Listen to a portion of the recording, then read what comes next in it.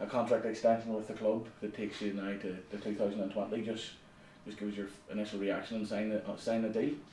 No, obviously I'm buzzing, to be fair. So once we go into 2018 here, that takes me to 16 years. So the contract takes me up to 18 years, which was unbelievable. Like, I never thought in a million years I'd be at one club for that length of time. Never thought I'd still be playing at that age. But as I say, I'm buzzing. I'm glad the club have come to me and shown faith in me. I'm glad Gary came to me and asked me to sign a new contract. So buzzing.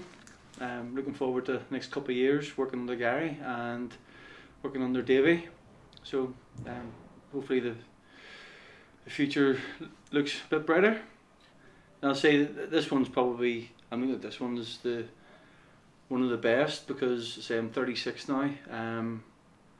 So I feel I'm playing pretty well this season. I've won a few sort of individual awards and that, so I'm feeling I'm holding my own and I'm doing well, and I've got the contract by sort of hard work and graft and playing well. So I'm looking forward to the rest of the season and working with Gary and working with Davey. And you've signed a number of extensions with the club over the recent years, over the 16 years you've been here. Does it get easier as the years go on? No, it gets harder. Say your body's, it's harder to sort of from game to game recovery. You have to work that wee bit harder on recovery. So there's always the younger kids coming through and trying to take your place. So you have to work harder in training, harder outside of training. So it doesn't get any easier now. And suppose signing a contract to 2020. This time 2 years ago, you've probably been thinking of hanging the club. Oh, just explain to us just what was going through your head. No, see, obviously a couple of years ago, I went through sort of a bad period in my back. I was struggling, and it wasn't looking too good. With thoughts about retiring and stuff like that, because of I just couldn't sort out my back problems. But I say I've managed to, for the last 2 years, I've managed to sort out those problems, and as I say, I feel I'm holding my own in the team this year. I'm playing well, and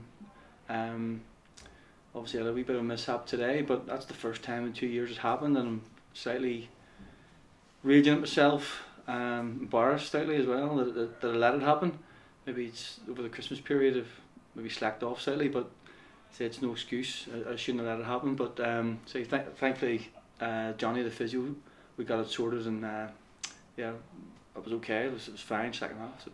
I suppose it's the case of once you get injured, it was frustrating for you, but now that you're able to manage yourself, manage your body, manage your injury, like you said yourself, the second half, you knew what to do to get your back in. Yeah, so it was trial and, a couple of years ago, it was trial and error. I didn't know how to recover, or how to recover from what was happening. So, but now through trial and error, say I know what to do, I know when to do it, and I can feel when things aren't right, and I know what to do to get them right. So I feel good. Even now, sitting here after the game, I'm fine. In the second half, I think you could tell I was okay. I had no problems. So, what do you make of the current crop of players that we have for the club? Yeah, obviously we've had bigger budgets in the past and able to maybe bring the higher calibre in the league of players. Say guys went down the road of bringing younger players in, so it's they're a lot younger than those teams of the past where they were tried and tested players, and they were on probably a lot more money. So I think it's a case of we have a younger squad, and they could be anything they want to be. To be fair, we're going to name names that everyone sort of knows now: Dylan and John and Corey, and you have Callum there as well, who's been about for a while, but again still young in terms of football. But those sort of players could be very, very good players in this league. So say we have got a good crop of players. It's just what they want to be and what they want to achieve and how they go about doing that. And I suppose Gary's probably said to you that with your experience of being in this league for so many years and winning league titles and winning cups and you know, being consistent throughout the majority of your career, I'm sure he wants you to pass that on to the younger players. I will, yeah. It's what sort of things do you say to the younger players to try and? Well, it's again, I try and have enough to handle looking after myself. But no, listen. At times you do have to have a word, and you do have to make certain comments when things aren't going well, and you have to make comments when people aren't focused at certain periods. So again, there's 2 or 3 of the boys in the change room that have their say, and say Gary has the majority of the say, obviously, and Millsy's there as well. He has his word in their ear and stuff like that. So there's a lot of people there. Those boys have been about as well and played in the league and know what it's about. So there's a lot of people there to speak to the younger ones and help them through sort of if there is tough times. But again, that as in today, have a word in their ear regarding the next game, which again is going to be a tough game, and it's going to be coming from this high and producing the goods again, get into the Dungannon game. I suppose that's the case, you know, Boxing Day's once a year. Yeah. Consistency's, you know, there's 38 games in the league. Winning Boxing Day doesn't define your season, no. But I suppose it's more a case of if these players can concentrate and keep the focus for a game like Boxing Day, then there's no reason why they can't do it against the Dungannon, or no disrespect to them. Yeah, well, again, we've shown that we on our day we're just as good as anyone in the league, but it's all about consistency. And people always say that's probably one of the main things regarding young players, is inconsistent. But we have to be more consistent getting into the likes of the so-called bottom 6 teams. We have to beat those teams, and also we need to be taking points off the boys above us as well, because to get up that league, you have to compete against those teams, and you have to take points off them, because you're just going to sit in mid-table. But no, we're buzzing tonight. We're looking forward to Saturday now, and I say we'll have to get focused on Thursday, get into the Saturday game, and produce the goods again. Because if we don't produce the goods on Saturday, then tonight's just gets wasted. And over the years you've been a Glentoran keeper, you've had plenty of keepers come and try and take your spot. The likes of Dwayne, Aaron Hogg, Michael Doherty over the years. What's been the secret to your success? I like to think I've been good enough to keep my spot. I like to think it's not just down to like the length of time I've been here. I say I've won quite a bit in my time here, and I like to think that I produced the goods. I've played nearly 700 games for the club, so no one plays that amount of games just by being someone's friend or being in the loop, or you have to be half decent. So I like to think I'm a decent goalkeeper. And you're second in the all-time highest appearance. You're creeping up on Colin Nixon's tally. Do you think you'll reach it, and do you obviously want to? Yeah. Well, that's why I signed the extension, because like that target's there for me and it's achievable. Again, I want to win trophies first and foremost. If I get that target of appearances, then fantastic. But my main goal is to win more trophies, and that's what it's all about. My main goal is to get into Europe with this club, to get us the money, to get more players in, maybe that sort of better calibre of player, and say those go hand in hand. If you get the better players in, then you're going to challenge for trophies. So say my main goal is to win trophies, and if I get to that target, that appearance target, then that would be the icing on the cake for me. And over the past 15 years at Glentoran, you've had a test on O'Neill, you've had European games, countless European games, and countless league trophies, cups. What's been your highlight so far at Glentoran? So I've been asked that question quite a few times, but I would say that prior to 2013, I would have to say it would have been Morgan Day, but 2013, we won the trophy on my birthday. My wee mum was mascot with me. I was captain of the club, going onto the pitch, and we managed to win it. We weren't getting paid. We were struggling. The club was near out of business, and I'm adamant that year that that team achieving Europe that year saved the club from going under. So I would put that as my main achievement. The club are a lot financially in a lot better place than we were back then. There obviously has to be a future for Glentoran. Your playing days, although you're here to 2020, have you looked at what you're going to be doing after you play? Or well, again, I've had certain chats with Guy on the board and stuff like that, but I'm not looking at that side of things just yet. I do a lot of coaching outside with my goalkeeping school with Davy McClellan. Also, we have a goalkeeping school together. So, but right now I'm focused on playing.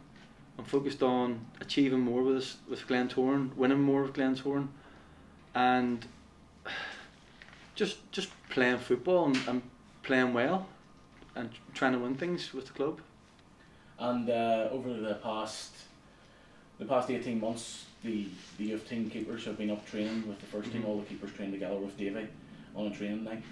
What have you made of the keepers that we have at Glentoran? Yeah, I think there's maybe one or two there. I'm not going to name names because I don't want to put them on the spot, but there's one or two there that have the ability to potentially come through in the next couple of years.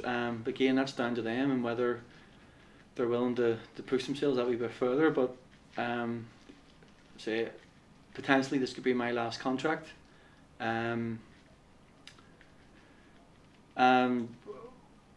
Davy has said to me about one or two of them, if they want it, it could be their jersey. So that's how much faith he has in those boys. But say, yeah, I've seen a lot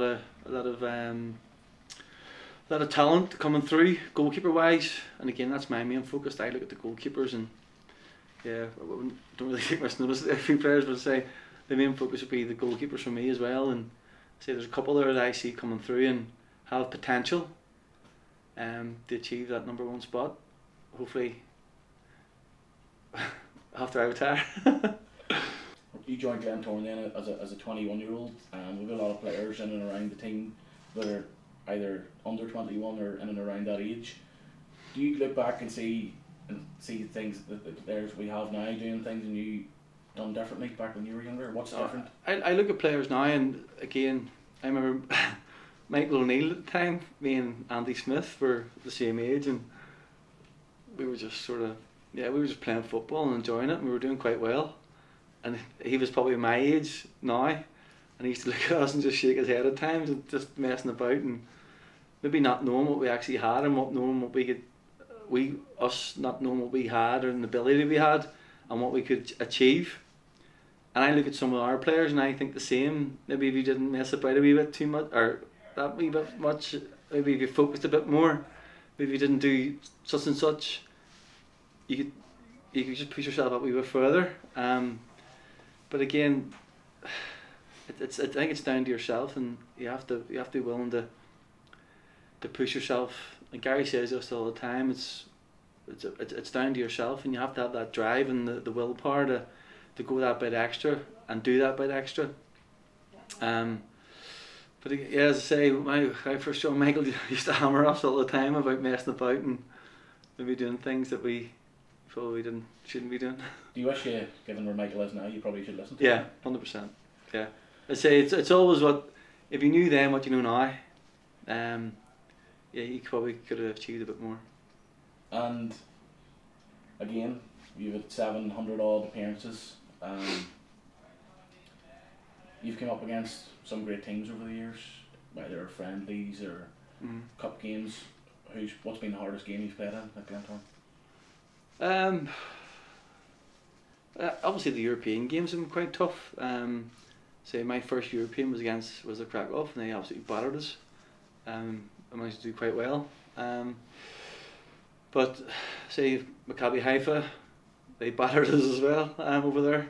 We done quite well in the first half, and then they came out and I think we beat 6 or something over there. But yeah, the likes of the European games would have probably been the toughest. Domestically, we obviously Linfield have always had quite good teams, and like Big Spike Ferguson and Thompson were on fire for large periods, and it always challenging with ourselves.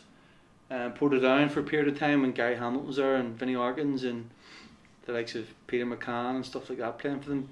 So those sort of games would have been quite tough in the domestic, but say the toughest one would have been the European, trying to compete against those boys. You spoke about the toughest game so far at Glentoran, your most memorable game at Glentoran. What striker have you come up against then that's been the toughest? I'd have to say, obviously, I think it goes without saying, like Glenn Ferguson.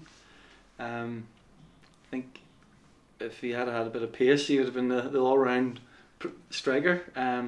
He was big, he was strong, he could hold the ball up, and he had a good strike on him. But he always let you know he was there, and he always used to hit you and just to shake you up a wee bit. But yeah, I'll probably say Spike, and the amount of goals he scored was phenomenal. Like so. And I've been at Glentoran so many years. You've played with so many players. Who's been your favourite teammate? Well, I wouldn't say favourite teammate, but probably say again. I always say this one. I think Darren Lockhart never got enough credit that he deserved. I thought he was a fantastic player. He could play. Say he played at the back there as he got a wee bit older, but I thought he was a great player. Box to box, get stuck in, and he was big. He was strong. He could score goals, and he was a fantastic player.